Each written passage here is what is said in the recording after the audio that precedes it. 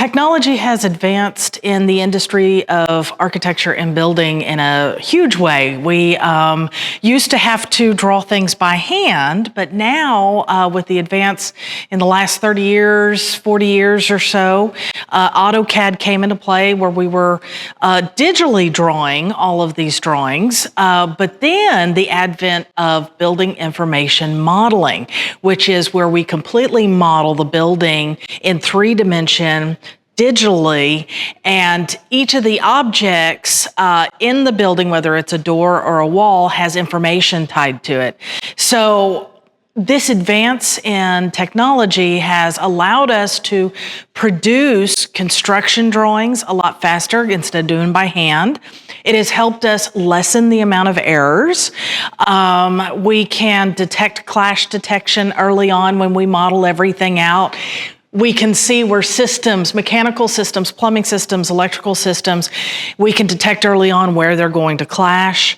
The students in our program use various tools. They're taught the basics of hand drafting, hand drawing, so that they can understand the connection between what they observe and being able to put for their eyes down with their hands onto paper what they see and perceive. But then we introduce them to all the different digital tools they can utilize for their design. So we may have a student that may sketch out an idea and then take it into one program to model it, or into another one to design it, then into another one to generate formal technical drawings, but then into another one, such as Lumion, to animate it, add people, cars and trees, what we call entourage, and add some life to the image so it makes the model realistic. There are programs like Rhinoceros and Grasshopper that are design tools that allow us to make these wonderful, beautiful curves and vortexes and vertices, and adding all of these different digital points so that we can create forms that have been difficult to model in the past.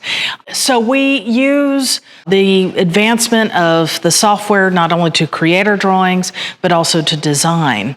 Those types of projects that are done largely digitally, like the ones you see in the hallways here, they can generate those a lot quicker. So they have a lot more time they can spend reiterating the design, making it better, because the actual time on the back end to produce the deliverable, such as the various drawings and images and views, they can quickly, with everything modeled, they can get all the images they need, and they can also organize those on a board and play with the composition, add images to help them better communicate their ideas and their concepts.